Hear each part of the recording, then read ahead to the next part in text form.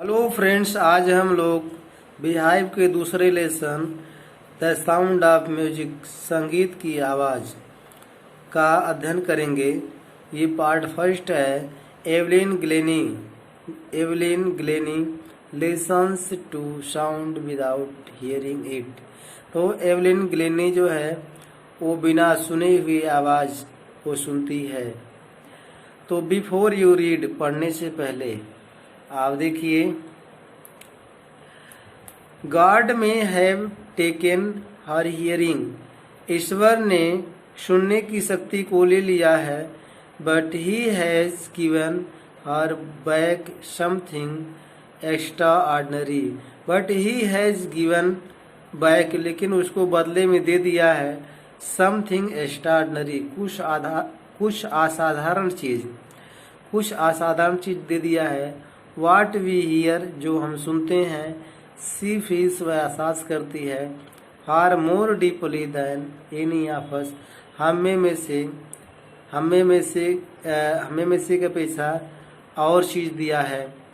That is why, यही कारण है, सी एक्सप्रेसेस म्यूजिक, वह संगीत को व्यक्त करती है, सो ब्यूटीफुली, इतनी सुंदरता से। तो read the following account of a person, एक व्यक्ति के अकाउंट वर्णन को जो फॉलोइंग निम्नलिखित है उसको पढ़िए। Who fought against a physical disability, जो फिजिकल डिसेबिलिटी, जो शारीरिक अपंगता के खिलाफ लड़ाई लड़ती है। And made her life a success story, और अपने जीवन की एक सफल कहानी बना दी। तो देखिए, ये आपका जो है इसमें है एवलिन ग्लेनी की बात है। इसमें ईश्वर ने उसके सुनने की शक्ति को ले लिया होता है, लेकिन ईश्वर उसे कुछ असाधारण चीज दे देता है, जो कि हम लोग आज उसकी आवाज़ को सुनते हैं, वह एहसास करती है और हमें में से किसी की अपेक्षा और अधिक गहनता से वो चीज दिया है।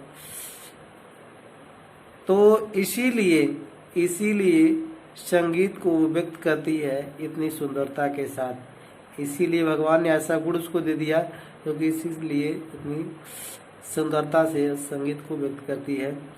तो निम्नलिखित जो एक व्यक्ति का जो वर्णन है उसको पढ़िए, जो कि शारीरिक अपंगता के खिलाफ लड़ाई लड़ती है और अपने जीवन की एक सफल कहानी बना देती है।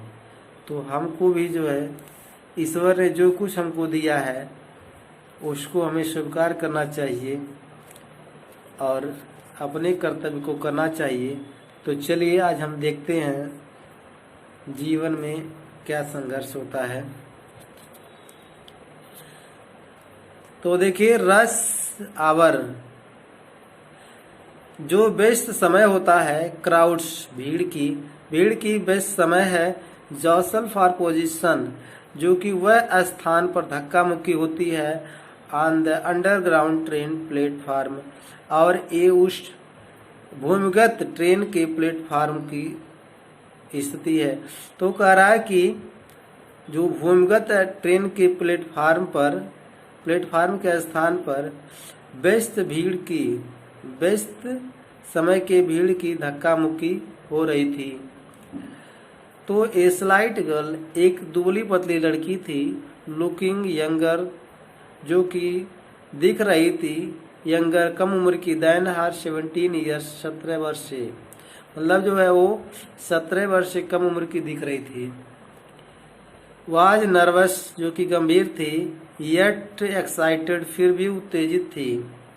एज सी फिल्ट द वाइब्रेशन, जैसे कि वह कंपन की आवाज को एहसास करती थी। ऑफ द अप्रोचिंग ट्रेन, जो ट्रेन आ रही थी, तो आती हुई ट्रेन के कंपन को वह एहसास कर सकती थी। It was her first day, ये उसका पहला दिन था।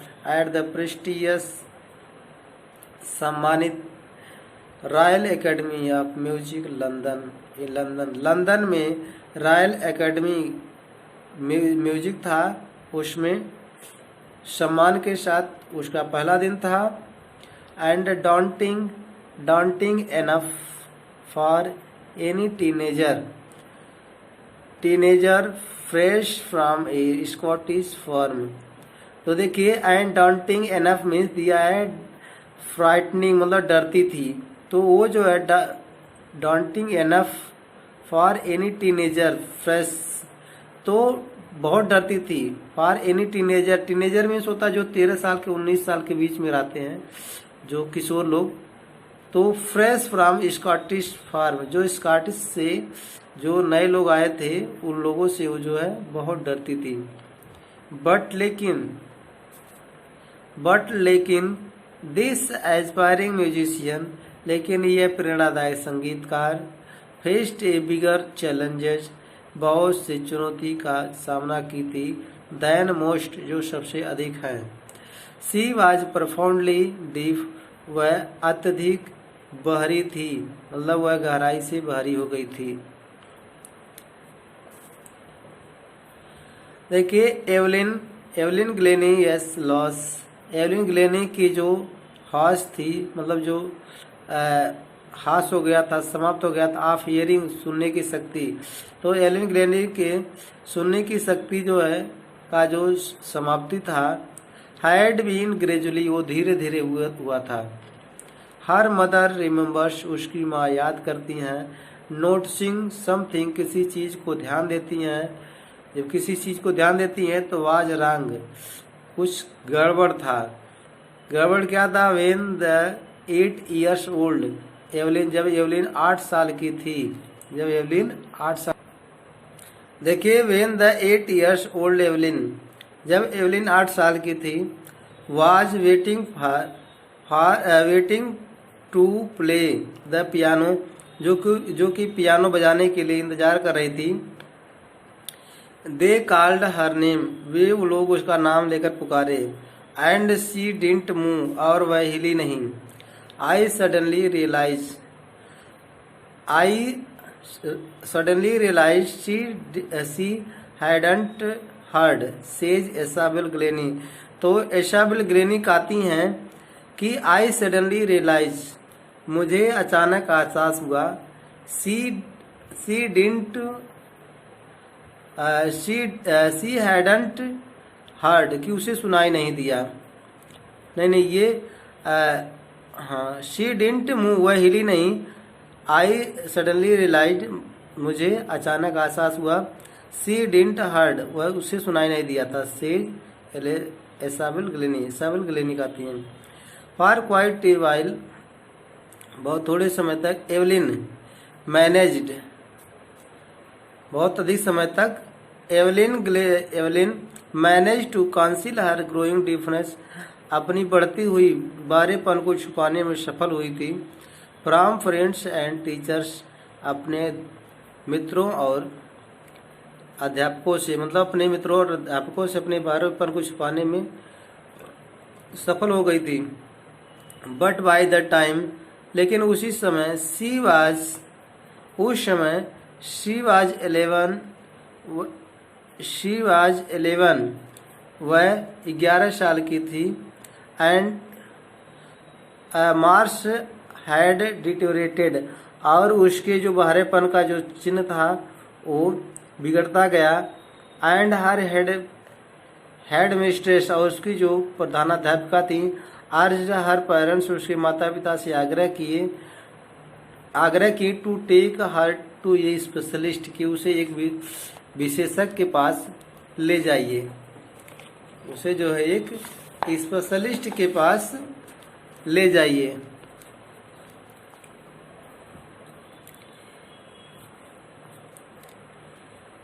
इट वाज देन डिस्कवर्ड, तब यह पता लगा, दैट हर हियरिंग, जो उसके सुनने की जो शक्ति थी, वाज सिवियरली इम्पेयर्ड, बहुत कमजोर हो गई थी। एज ए रिजल्ट, और परिणाम निकला, ऑफ ग्रेजुअल, धीरे धीरे, नर्व डैमेज, उसकी जो स्नायु थी वो खराब हो गई।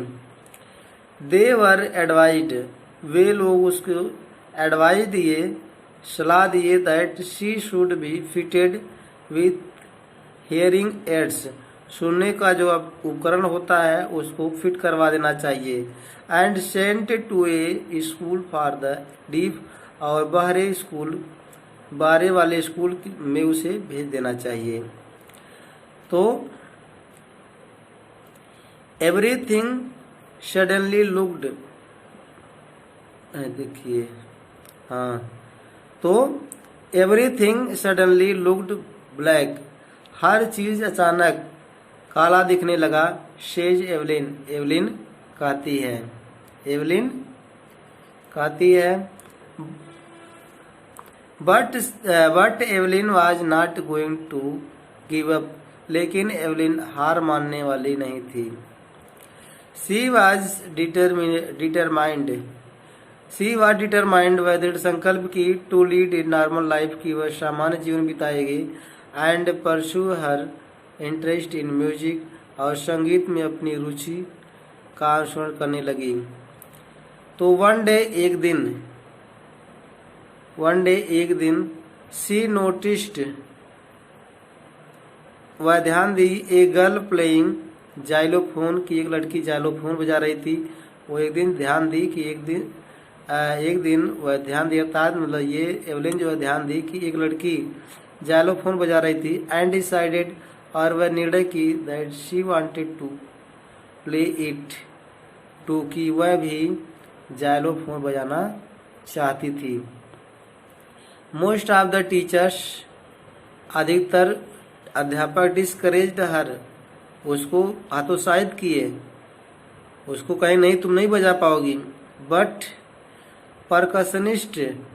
परकशनिस्ट रॉन फोवर्स, लेकिन तबला वादक रॉन फोवर्स जो थे, स्पॉटेड हर पोटेंशियल, उसकी संभावना को ध्यान से देखे।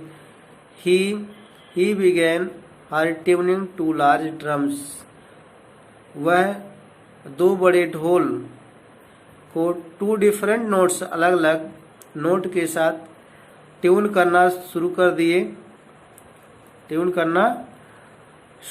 दिए। तो don't listen through your ears, he would say, वह कहते थे कि अपने कान के माध्यम से मत सुनो। Try to sense it some other way, किसी दूसरे तरीके से के भाव से पर सुनने का प्रयास करो। सेज एवलिन कहती है, सडनली अचानक, आई रियलाइज्ड, मतलब जो है ये एवलिन को आसास हुआ। तो I could feel the higher drum from the west up, तो आई कुड फील, वह आसास कर सकती थी, हायर ड्रम, जो ऊंचे ड्रम थे, वेस्ट अप, जो कमर के ऊपर बधे हुए थे, एंड द लोअर वन, और एक कमर के नीचे बधे हुए थे, फ्रॉम द वेस्ट, कमर के, मतलब उसका एक कमर के ऊपर एक बधा हुआ था, एक नीचे बधा हुआ था, जो कि वह उसको आसास कर सकती थी, उसको आसास कर सकती थी। तो धन्यवाद। यदि आपको वीडियो अच्छा लगा हो तो लाइक शेयर और सब्सक्राइब कीजिए।